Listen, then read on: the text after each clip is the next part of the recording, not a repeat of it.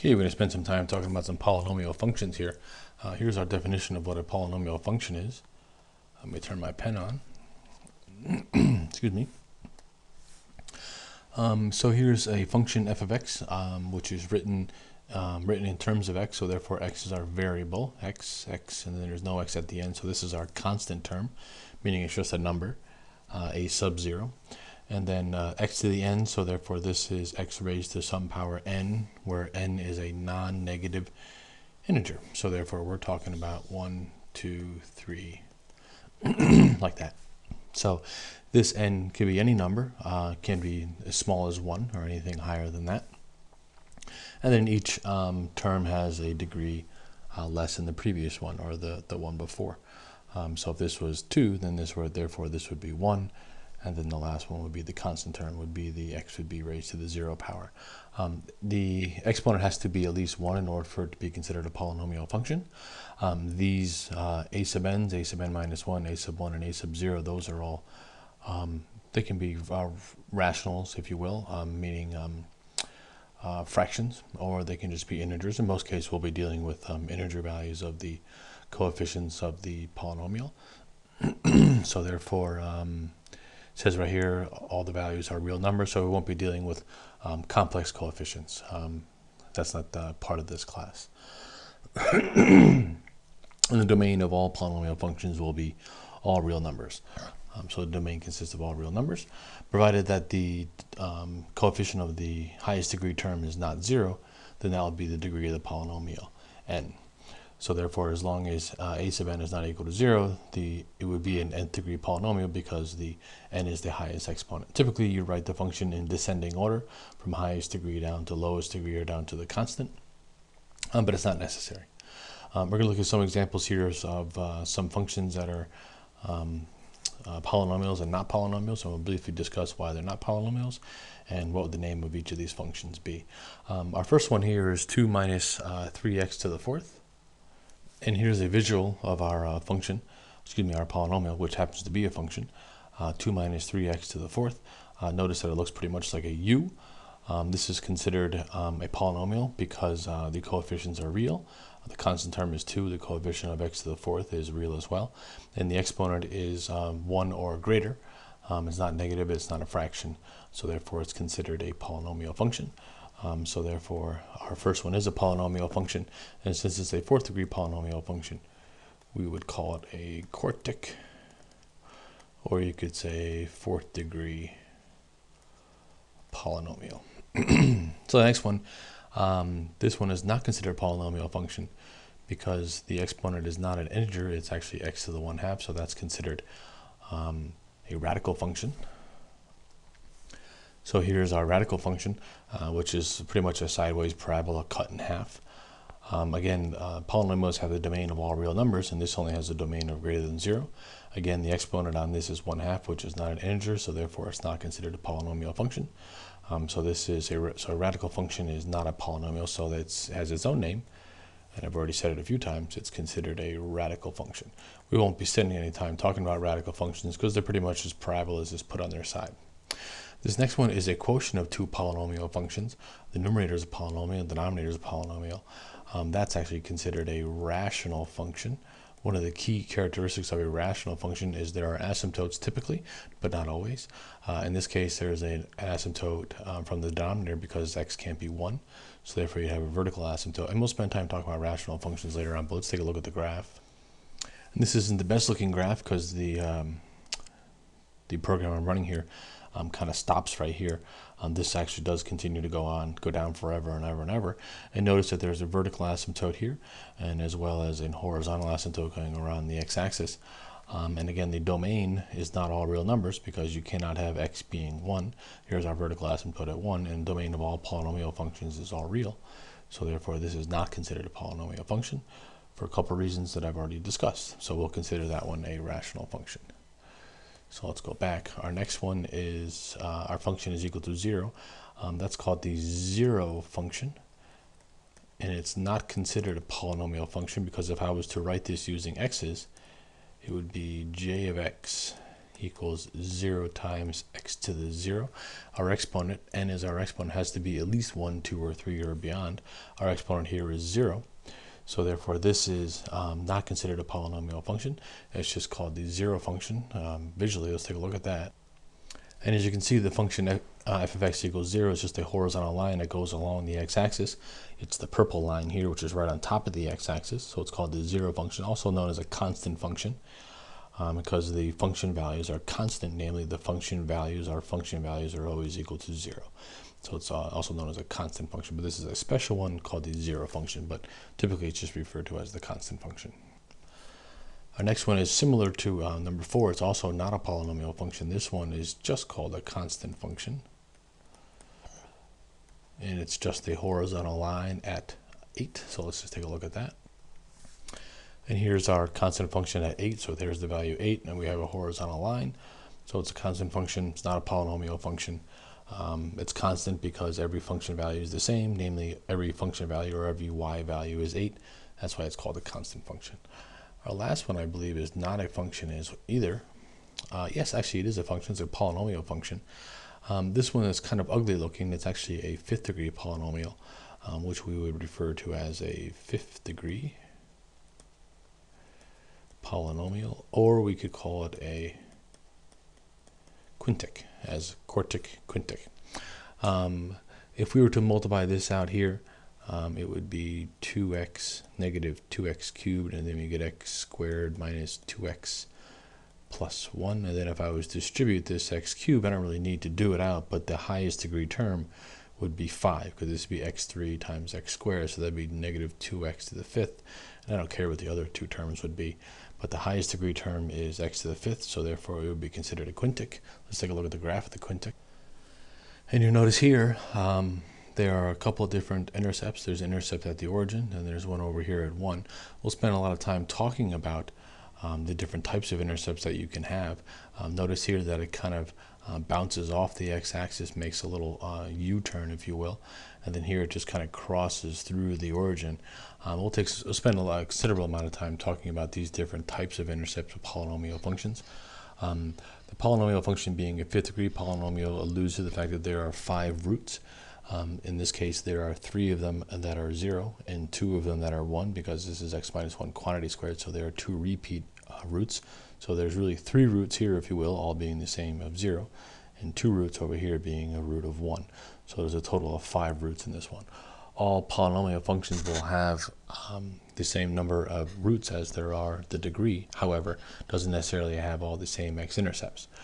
Because you could have a parabola that doesn't touch the x-axis at all, and a parabola is a 2nd degree polynomial, but it does have 2 roots. It's just that it doesn't have 2 x-intercepts. So intercepts and roots are not the same thing. A lot of times they're referred to as the same, but they're not always the same. Notice in note letter A here, this is a graph of a polynomial function. It is smooth. That means there's no corner, there's no cusp, there's no stopping, there's no holes, there's no asymptotes, and it's continuous, meaning as you draw it, you don't need to pick up your pencil to finish writing the function. So therefore, this is an example of a polynomial function. This over here has a couple characteristics that are not considered a polynomial function. One of them, there's a corner, there's a cusp, there's a gap, there's a hole. These are all characteristics of non-polynomial functions.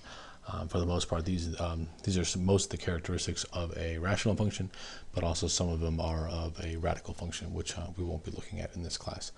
So all the functions we look like, even though on the graphing calculator or even on the software package I was just looking at, they sometimes may look as though there's a corner or a cusp, but no polynomial functions have it. If you zoom in close enough, they're all going to be nice and smooth and continuous like this function here. So let's scroll down a little bit here. This is probably something you already know. If a polynomial function, f is a polynomial function and r is a real number, for which when you plug in that value r into f, you get 0. R is called a real root. Notice real root, that means it crosses the x-axis, as opposed to a non-real root doesn't cross the x-axis at that value. If it is a root, then r is an x-intercept of the graph of f, and x minus r is a factor of f. So that's what we're going to do here. We're going to try to develop a polynomial of degree 2 who has two zeros, minus 2 and 4, and we're just going to look at the graph real quick. So if negative 2 and 4 are both roots, then I can write them both as factors, because it says here r is a real number and f of r equals 0. So that means f of negative 2 equals 0 and f of 4 equals 0. So therefore, if I can write them as factors, I can write it as x plus 2 equals 0 and x minus 4 equals 0. And so therefore I can take these two, put them together, and that gives me my function f, x minus 4 and x plus 2. That would be my function f of x. And I could multiply these really quick. X squared, that's a minus 4, so that's a negative 2x, and that's a minus 8. That gives us f of x.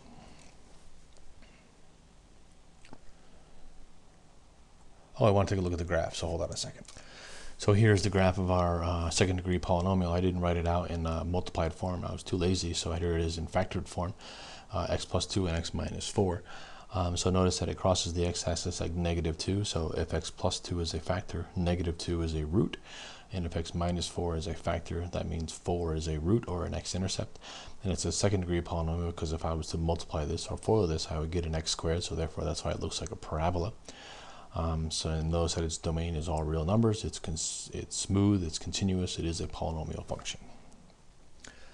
This next one is a third degree polynomial. If you're talking about a third degree polynomial, people typically refer to it as a cubic. So a third degree polynomial, the roots are negative 3, 0, and 5, and then we'll graph a result. We'll take a look at the graph in a minute.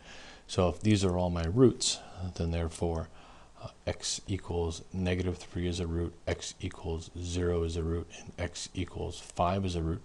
So going backwards, if I add 3 to both sides, and this is x minus 0, if you will, and this is x minus 5 equals 0. And then if I take all these factors and put them together, I get x plus 3, and I'm just going to write this as x, and x minus 5. That would be our polynomial. You're used to going in this direction, so we're just going backwards. We're taking the roots and creating the function. So I'm going to put this x up front, and I'm going to multiply x plus 3 and x minus 5, so that's x squared minus 2x minus 15. And if I multiply or distribute that x, I get x cubed minus 2x squared minus 15x. Let's take a look at the graph.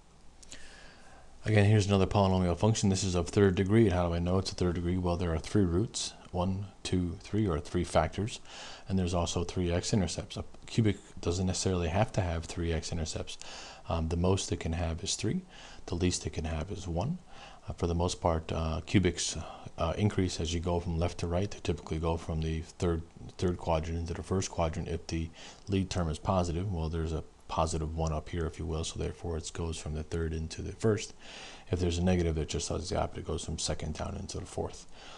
And notice that it's continuous, and it's also smooth, or it's also known as differentiable, but that's something for another class.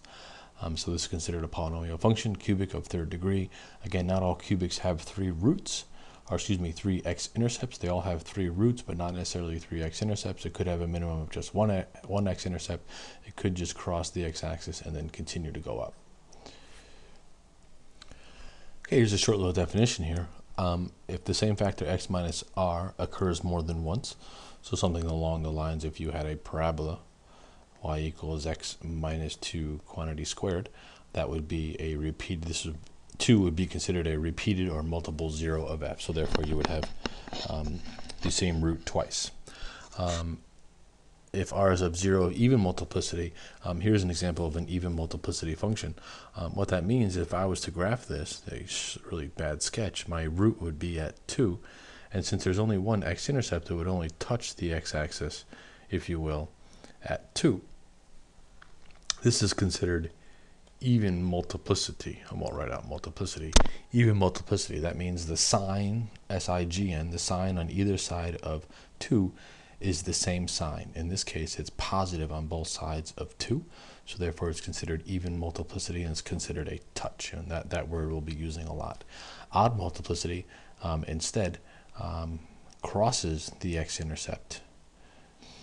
So that would be an example of a function like x minus 1 cubed, if this is the number 1, it crosses through the x-axis, and on either side of the root 1, the signs are opposite. So the signs are the same when it's even multiplicity, and if it's odd multiplicity, the signs on either side of the root are opposite. Negative on one side, positive on the other, or vice versa, near the x-intercept. So not just anywhere, but just near the x-intercept. So let's take a look at the graph of number 9. Clearly, we're going to have two x-intercepts here. We have two factors, x minus 2 and x plus 3. So this is going to be an intercept of 2, 0, and this is going to be negative 3, 0. The question is, which one is a cross and which one is a touch?